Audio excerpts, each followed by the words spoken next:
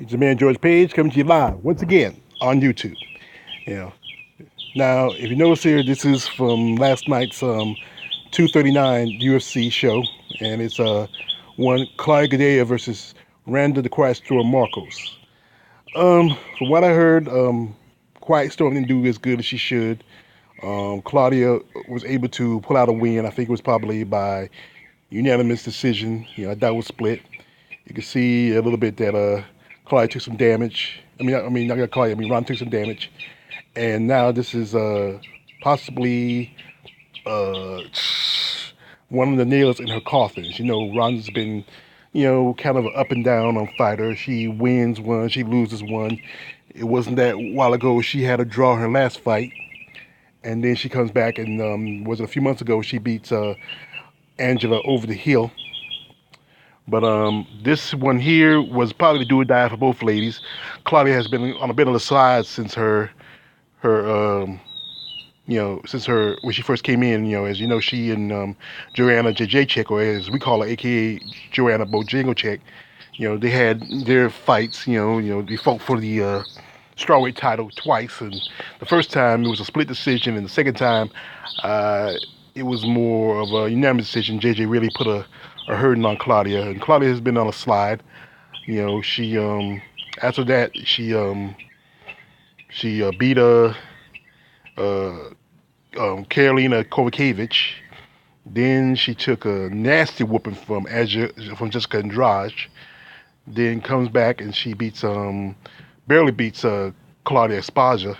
Carla Esparza. That was a fight where some people believe that she didn't should have won, but the judges gave to her. And then she loses to Nina Ansaroff. Now, Quiet Storm, she's been kind of like I say, up and down. Her last fight she beat Angela Hill. Or I call her Angela over the hill.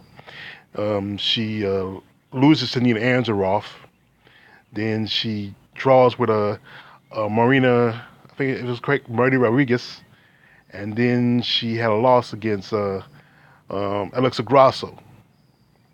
And I think who else she beat? She beat I'm trying to remember. She won a fight. I can't remember, was it Courtney Casey or somebody? I forgot. But that was a fight where she was told by UFC she had to fight Rodriguez, but she was injured. But they so when you don't fight, you're gonna get cut. So she had no choice, but she took the fight. And Goudet is very happy about a win. And the thing about Claudia is that she has issues. She needs to work on her cardio, and she needs to really improve some things. She needs to, maybe go back to Brazil and really, work with somebody, and really build her skills. She spends too much time partying and hanging out with her boyfriend Brian Ortega, and this fight was probably a do or die fight for her because if she did not win, there's a good chance she might get chopped or sent to a victor. And this here is this also I think was do or die for Randa Marcos.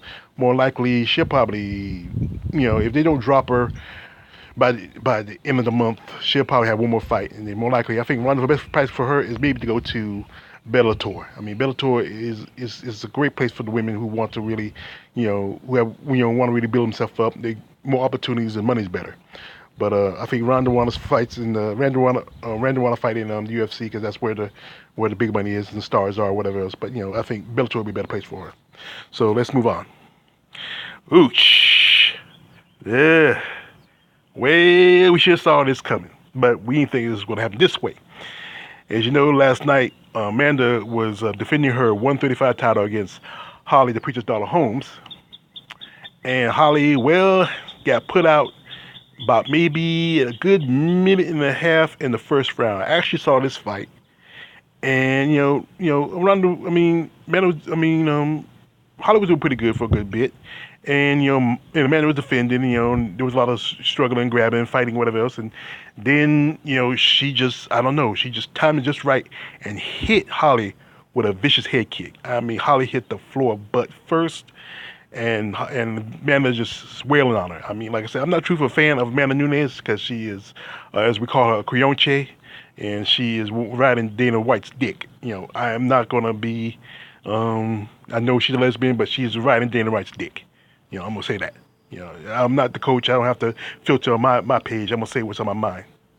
And and everybody been pushing Holly Holm. Holly was supposed to be the champion, and Amanda was the underdog. But if and I was listening to how singing Holly, Holly, Holly. It kind of sounded like it was saying Ali, Ali, Ali. But really, Holly she was a gamer. My thoughts of the fight was if Holly had got Amanda past the third round, and Amanda has not the best stamina. She's kind of like Claudia and her Amanda have almost really not the best stamina. And if Holly had pushed Amanda to the third round and passed the fourth, I think Holly could have won. Maybe if she sneak in a good head kick in, and maybe and got a good shot in, and wait till like Amanda kind of like losing on her gas tank and just getting drained and just couldn't keep up anymore. Holly could have won it. I'm gonna give Holly some props for the fact. This is probably the worst knockout since her fight with Sophie Mathis a few years ago. I mean, and the UFC's been pushing Holly Holmes, ever since she beat Ronda Rousey. But Holly has been pretty much been kind of slipping and sliding. I mean, after she lost to Misha Tate, then she got pieced up by Valentina Shevchenko, and then got beat by Jermaine Duranami. She comes back. She beats Megan Runderson, who really didn't have much of a ground game, and I was surprised that Holly herself don't have a ground game. And then she beats Betch Correia, who was pretty much winning the fight, but Betch dropped her hands and was playing a fool and got knocked out with that head kick. People love that head kick, and it's sad that she loses by her signature head kick to Amanda Nunes. Amanda Nunes usually knocks people out with her fists, but she knocked this person out with her foot.